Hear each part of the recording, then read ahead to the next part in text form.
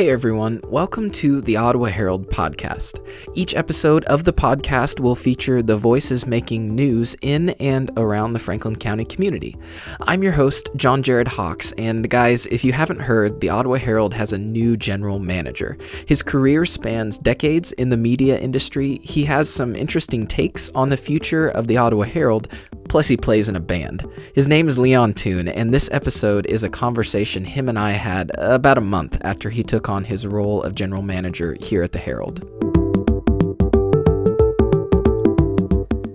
Guys, thanks for listening. Let's get started.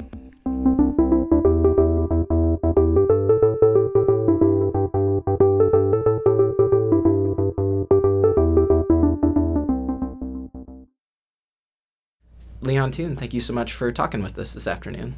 It's a pleasure. Leon, I'd like to start off our conversation with some pretty hard-hitting questions. Where were you born and where did you grow up? I was born in the southeast corner of Oklahoma. I mean, I can claim Oklahoma, Arkansas, Texas. It's 60 miles north of the Red River, 3 miles west of the Arkansas line, and basically in the Ouachita Mountains. Did you attend high school there? What were the high school years like for you? It's my graduating class had 32 people. Wow.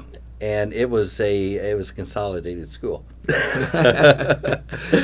That'll give you a feel for the population density there, which was awesome growing up as a kid because there's a lot of freedom growing up in the woods and in the country. You have a lot of experiences that maybe my kids never got to experience. Where did life take you after high school? Did you know where you wanted to go at that point? I really didn't. I enjoyed reading, I enjoyed writing, I enjoyed photography. Basically, I went to college in Tahlequah, Oklahoma. I kind of fell into the graphic arts department, which basically is where I could get the most photography, and coupled that with journalism, and here I am. It was not planned from the beginning. It kind of fell into place as I went along. Huh, gotcha. And kind of walk me through the 30,000-foot view of your professional life after college. Where did you go after graduation? When I graduated, I went back home, basically. The nearest town and the nearest newspaper was 25 miles from my family farm. It was Mena, Arkansas. Smallest daily in Arkansas. It's a 5-day-a-week daily paper. And so I started working as a general reporter and photographer for them out of a staff of 2, 3, plus some high school kids. And within a couple of years, I was the editor. As my editor stepped down, went part-time. So he was still there as really a great mentor to me, but he didn't have the headaches. So I became basically a young editor. Had a lot of fun. We won some awards and had a lot of experiences. Had the opportunity within that company to manage newspapers in Wagoner, Oklahoma, and so I did that. And went from there up to Lewisburg, Kansas, and spent almost 4 years managing the Lewisburg Herald. From there, I got on with the Kansas City Star on the advertising side. So it was kind of a different thing, So I had always done news, even as a general manager, even selling some ads, even running the paper. I always had my hand in news, and suddenly you didn't. You were either advertising or you were news. You were not both. But it was a lot of fun. Kansas City Star became family to me. I was there for 16 years with a couple of short excursions. But I spent my last years there handling major accounts, negotiating with the big department stores, and that was a lot of fun. I spent 3 years with Kansas City Star and KansasCity.com, so I got a full immersion into the online marketing. And in 2010, I left there, bought a sports photography franchise, and ran that for about 5 years, and went on to work as a stockbroker, financial advisor for about a year and a half, and then ended up back in newspapers. So it's Gotcha. Just kind of a skipping rock there for a little bit. Definitely. Now you're here as general manager of the Ottawa Herald. Can you give me kind of a breakdown of your responsibilities here at the paper, or what a general manager does?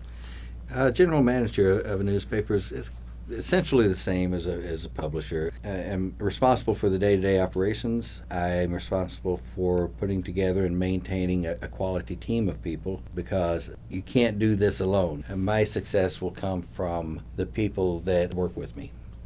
So is to do that, is to help set the direction and make the decisions in all aspects of the newspaper, certainly with a lot of input and help from the people who are here. Leon, your career has spanned a time in the media industry where things have just been changing so rapidly and such, up to our present time here. I wonder just what you have seen as far as changes in the media industry when you started at the small daily all those years ago. Yeah, it has, and it's a fundamental shift, but it is a fundamental shift that has also been experienced by a lot of different industries. Media has been changed.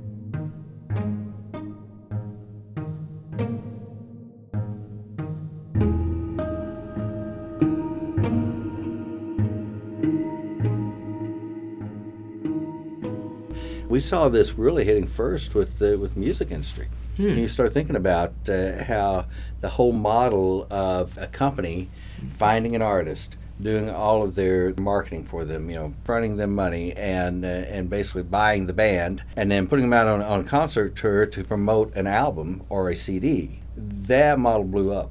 And now, you've got basically with streaming music, with downloads, it's more of a model of musicians put out music to support their concerts, and that's where their money comes from. With other media, the same thing has occurred. With television, you've got a fragmentation. The cable TV market is disintegrating, and the internet brought that on. And of course, newspapers are having to face that same disruption. But as we think about it, the internet is part of that. Newspapers started seeing pressure, and it's time pressure. They started seeing that maybe back to the 70s.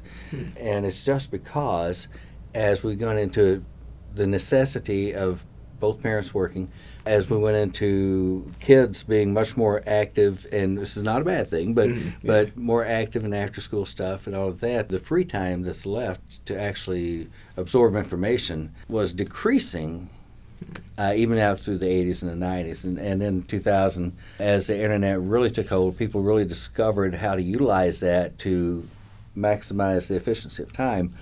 That really hit newspapers hard. So the old model of newspapers, has been around 350 years, has been that you have somebody who is paid to get their advertising out, and they want eyeballs to do it. So they use news to bring those eyeballs in, right? That gave you kind of the weird coupling of having Walmart support reporters going to Afghanistan, to report on a war. Logically, that makes no sense. Yeah.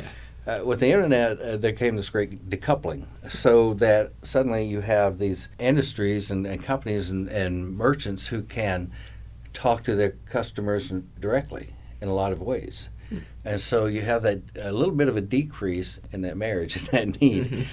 And we went through a period where there was information. Well, information is a commodity. What we found is that real information, good information, trustworthy information is not a commodity. And so we get back now into news being of value in its own right, good news, news that's sourceable, news that you can trust, having a great value in its own right, and then having people who are advertising, trying to reach their customers, having that be a good home for them to be in, because of the respectability, the trust that comes with being a part of that. As newspapers, we've had to learn how to monetize, or having to learn how to monetize a news stream, and we're having to become experts in marketing across multiple platforms on the advertising side, and that is learning how to be the best marketers through social media marketing, through search engine optimization. All of that, being able to bring that entire package, no matter whether the platform is the Herald, or if the platform is through social media, through the platform is apps that people are on. The platform in that respect often doesn't matter, you're trying to reach the person. So we have to be marketing experts that can use all platforms, all ways of reaching our client's customer.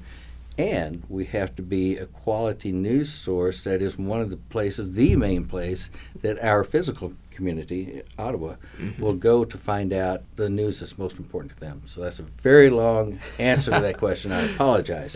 No, certainly. It's a complex situation. It's a big question. Yeah, it takes some time to wrap a person's head around it at times, I think.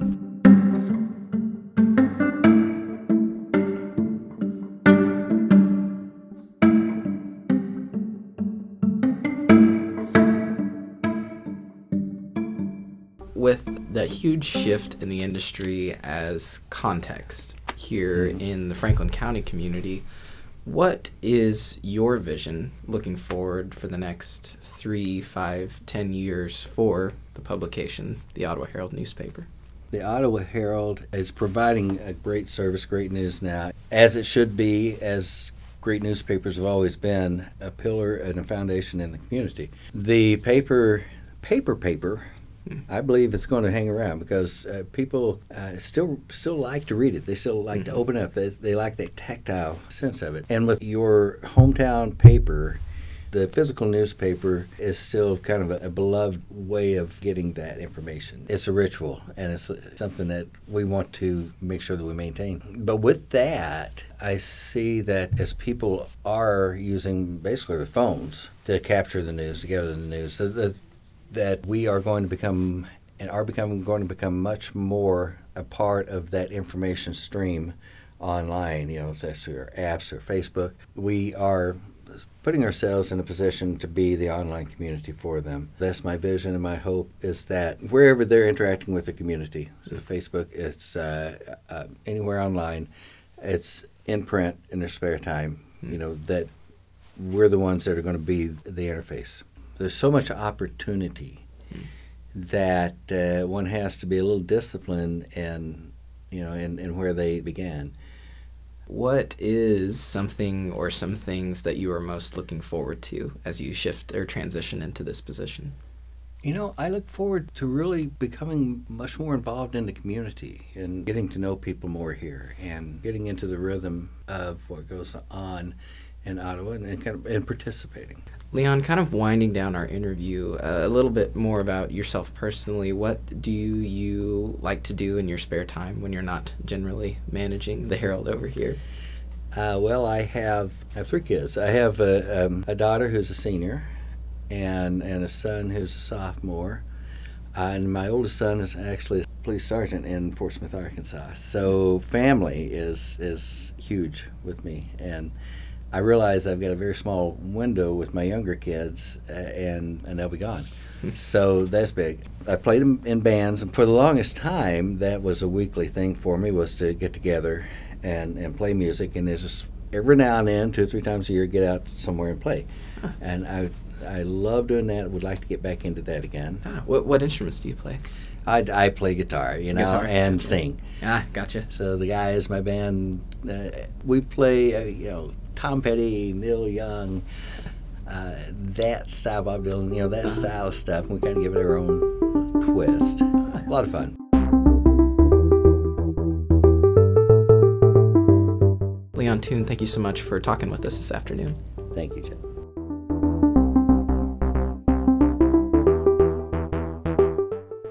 All right, guys, thanks for listening. We hope you found this conversation helpful. I know it was helpful for me for understanding where the news industry is at, where newspapers are at, and getting to know Leon as well. If you liked it, if you're liking this podcast, be sure to share it around, tell your friends, and tell us what you think. Leave us a comment wherever you're listening to this, or give us a shout at news@ottawaherald.com. And feel free to stop by our office. We are here on South Hickory Street in Ottawa, Kansas.